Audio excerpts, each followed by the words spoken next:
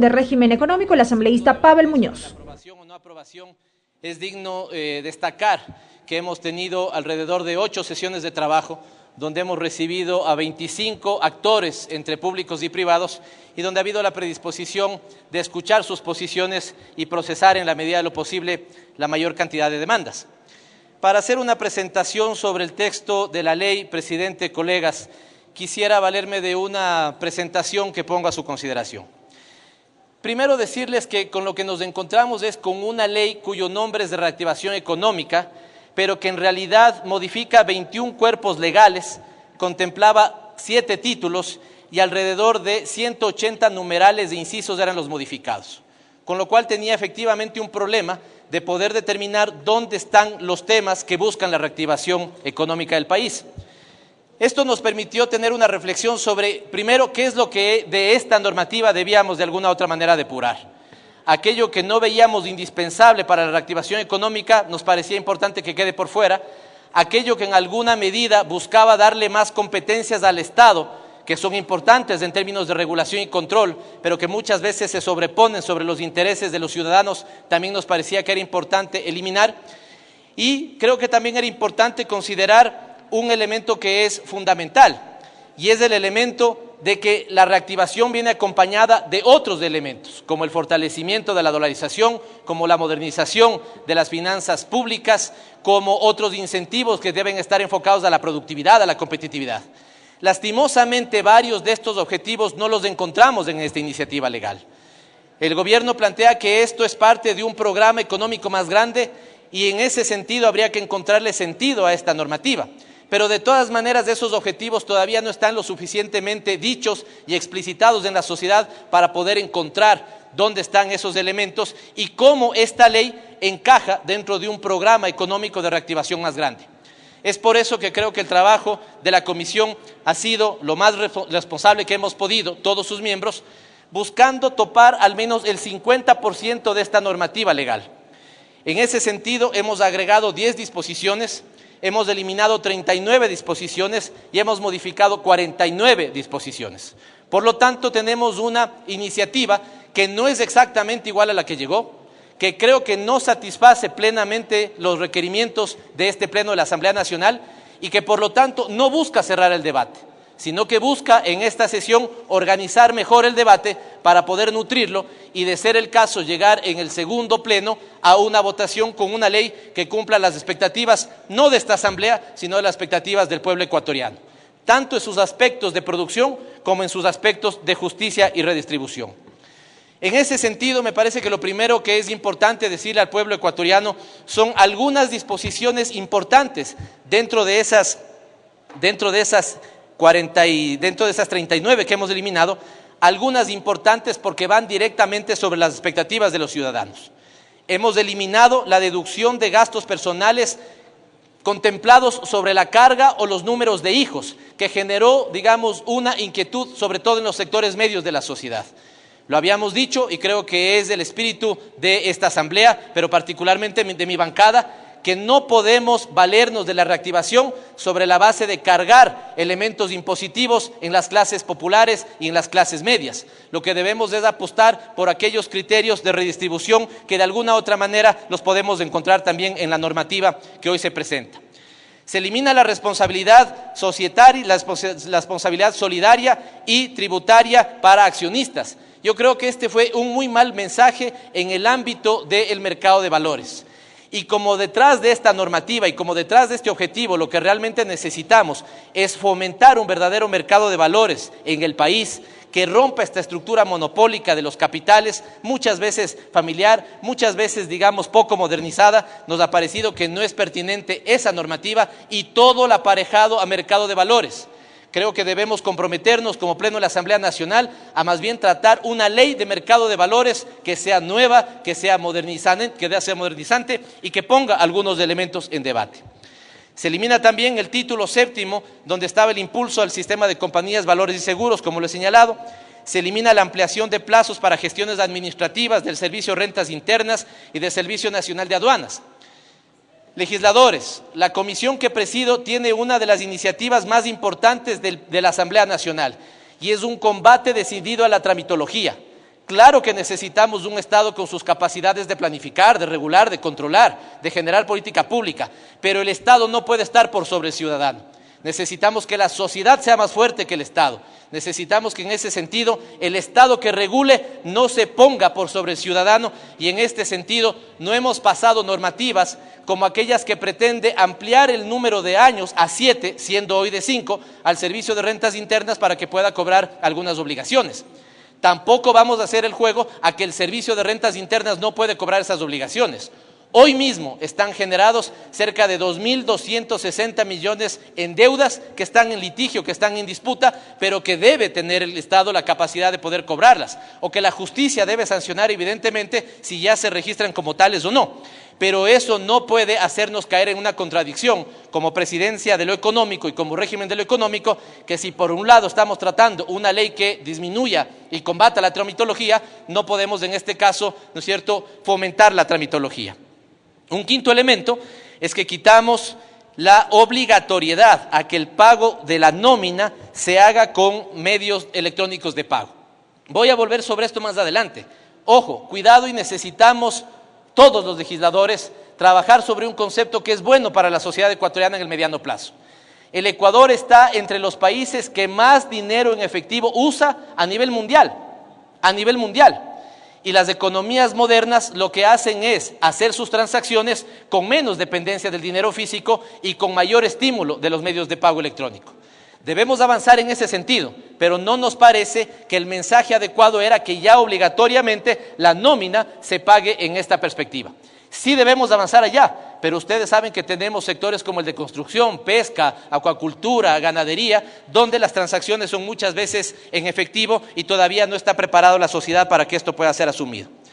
Y nos ha parecido también muy importante la eliminación de la devolución de un punto porcentual del IVA por el uso de medios de pago electrónicos. Este es un tema bien importante. Muchas veces alguien decía, pero ¿por qué van a eliminar ese punto si al final me beneficia a mí? ¿Me beneficia a mí? Sí, sobre la base de que le beneficia por 4 veces más al sector financiero. Porque cada que estamos haciendo un pago, por ejemplo, con tarjeta de débito, me están cobrando a mí por ese pago y al establecimiento que recibe ese pago. Por lo tanto, creo que un concepto que plantea la ley, que es oportuno, que es adecuado, debe venir aparejado de una discusión muy importante. Vamos a estimular que los medios de pago se fomenten desde el sector financiero privado, incluidas las cooperativas. Sí, hagámoslo. Aparejado, sí, de una profunda discusión sobre los costos financieros hacia el ciudadano. No puede ser que los beneficiarios de esto sean los operadores del sistema, sino que tienen que ser los ciudadanos los verdaderos beneficiarios. Quitando esto de por medio, nos parece que entonces la ley apunta a 3 elementos que se pueden distinguir con más claridad: reactivación económica, fortalecimiento de la dolarización y modernización de la gestión financiera. Vamos a ver cómo estos se estructuran en 6 títulos que estaría topando esta normativa. Ya no son 7, porque hemos eliminado todo lo de mercado de valores, sino que ahora tenemos 6 títulos. En el primero, respecto a reactivación productiva, hay un tema que es importante y es la necesidad de una redefinición de los parámetros y los conceptos de las micro, pequeñas, medianas y grandes empresas. En este momento avanzaríamos a una definición donde el segmento más pequeño estaría en ventas anuales de 0 a 300,000, el segundo segmento de 300,000 a 1 millón y el último de las medianas y grandes más de $1 millón. Pero si lo dejamos a normativa secundaria, de alguna otra manera se genera expectativa, o digamos no se cumple la expectativa de los sectores, con lo cual lo vamos a incorporar en la normativa, es decir, esa clasificación, para que no quede en normativa secundaria. Ahora, aquí hay legisladores de mucha experiencia y saben que tampoco es adecuado que eso quede restrictivamente en la normativa, porque entonces, si no, cada que queramos modificar eso, nos va a tocar volver a modificar la normativa. Por lo tanto, hay que darle unos parámetros o un tiempo para que eso pueda ser verificado periódicamente, pero que al mismo tiempo sí permita cumplir un criterio de previsibilidad tributaria o previsibilidad sobre los impuestos que están planteados. En ese sentido, lo que hace la normativa en reforma del COPSI es recuperar 3 puntos del impuesto a la renta para los capitales que tienen ventas mayores a $1 millón anuales y deja en la tarifa de 22% a los capitales, digamos, micro y pequeños. Esto viene asociado de un segundo incentivo que es importante, Y es que las microempresas, ya cuando generen utilidad, los primeros $11,290 estarán exentos del pago del impuesto a la renta. Pongamos un ejemplo. Si una empresa genera utilidad de 11,000, pagaría 0 de impuesto a la renta. Si una microempresa genera utilidad de 15,000, pagaría, ¿no es cierto?, solamente sobre lo que exceda de 11,290, y este me parece que es un elemento interesante. Todos los estudios nos hablan de que el Valle de la Muerte, como se llama técnicamente, a los primeros años de emprendimiento y microempresa es de 3 años. La iniciativa contemplaba exoneración del pago del impuesto a la renta a los 2 primeros años. La Comisión ha decidido ampliar 1 año más en consideración de ese criterio técnico. Otro elemento, pensando en la economía popular y solidaria, es la posibilidad de que quien se abastece de este segmento económico pueda tener un deducible adicional de 10% ante la realización de la declaración del impuesto a la renta. El mensaje de fondo es que las grandes empresas, buscando encadenamientos, está bien y hay que estimular que se provean de la economía popular y solidaria. Y como ya lo habíamos dicho, recuperamos el 25% de impuesto a la renta para los capitales mayores a $1 millón de ventas anuales. Esto deja también exento a 2 segmentos que son importantes, digamos, sostener. La tarifa para quienes venden menos de $1 millón será de 22%, se mantiene este estímulo de 3 puntos menos del impuesto a la renta, y también el tema de los exportadores habituales, donde el razonamiento de la Comisión es exactamente el mismo que microempresa. Si estamos diciendo que un exportador habitual es aquel cuya actividad al menos en 25% se dedica a la exportación y al menos tiene 6 envíos de exportación al año, ¿por qué vamos a dejar eso en normativa secundaria si podríamos relevar a la ley? Nuevamente bajo el criterio de que con algún tiempo, ¿no es cierto?, o con algunos criterios de revisión, las autoridades regulatorias lo puedan revisar. Se elimina el incentivo a la reinversión de utilidades. Se buscaba la eliminación del incentivo a la reinversión de utilidades en temas de innovación y desarrollo, y nos parece que hay que sostenerlo, pero fundamentalmente para la producción de bienes. Si un país quiere sostener un modelo de desarrollo, nos guste o no nos guste, debe sostener políticas de Estado. Y en este sentido, si lo que buscamos es que tengamos una economía menos dependiente de importaciones y que nuestro aparato productivo genere mayor valor agregado, está bien que sigamos estimulando la posibilidad de que los bienes tengan innovación, tengan tecnología, tengan desarrollo. Y por eso pedimos que se mantenga, o ponemos en la normativa que se mantenga ese incentivo. Lo mismo con el incentivo para la reinversión de utilidades. Yo creo que debemos reflexionar seriamente de cuál es la relación que establecemos entre el Estado y el sector privado. Y mi crítica, que no es una crítica económica, que es una crítica más bien a ratos de cultura política, es que esa relación suele ser muy rentista. Siempre solemos preocuparnos de cuál es la decisión rentista que le sacamos al Estado, y esta suele verse aparejada en incentivos. Está bien los incentivos, pero al mismo tiempo debemos evaluar el desempeño de esos incentivos. Por lo tanto, si lo que estableció el COFSI en un conjunto de incentivos no se ha venido cumpliendo como se esperaba, o se concentró el incentivo en unas pocas empresas, es necesario que los revisemos. Pero ¿qué planteamos? Que sí se mantenga los 10 puntos de exoneración sobre impuesto a la renta cuando reinvierto mis utilidades, al menos en 3 actividades: manufactura, producción con alto componente nacional y exportadores habituales. Yo creo que debemos tener conciencia de que es obvio que querramos estimular a todos los sectores, pero la conciencia que debemos tener es que una economía dolarizada lastimosamente no nos permite estimular como quisiéramos a todos los sectores.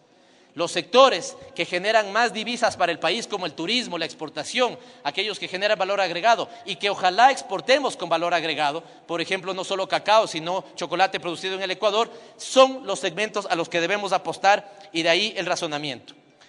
No hemos topado la lógica que ha tenido el gobierno para razonar en la devolución del impuesto a la salida de divisas para exportadores habituales. Lo hemos dejado así como el anticipo, la devolución y la reducción del anticipo del impuesto a la renta. Ahí hay una mesa de diálogo que se estableció, donde debo recordar que en algún momento en este pleno señalé que no me parecía adecuado que la Asamblea Nacional quedara fuera de ese llamado al diálogo nacional. En ese momento también resalté que el bienestar colectivo no es la sumatoria de las expectativas individuales. Porque cuando se entiende así el bienestar colectivo, lo que pasa es que los sectores inflan su expectativa para ver encontradas aquí todas sus necesidades, y cuando eso no sucede, más bien hay críticas respecto al diálogo y no votos de saludo respecto al diálogo. Me parece que eso pasó por un problema de metodología política. Uno, en el sentido de que quien pueda aprobar una ley no estuvo contemplado en el diálogo. Y dos, en el sentido de que tal vez lo óptimo era que se establezcan 4 o 5 objetivos nacionales para avanzar todos en esos objetivos. Los que tienen y pueden seguir un poco más las expectativas del sector empresarial, recuerden que se establecieron más de 1000 petitorios en el diálogo y llegaron a establecer como 120 prioridades.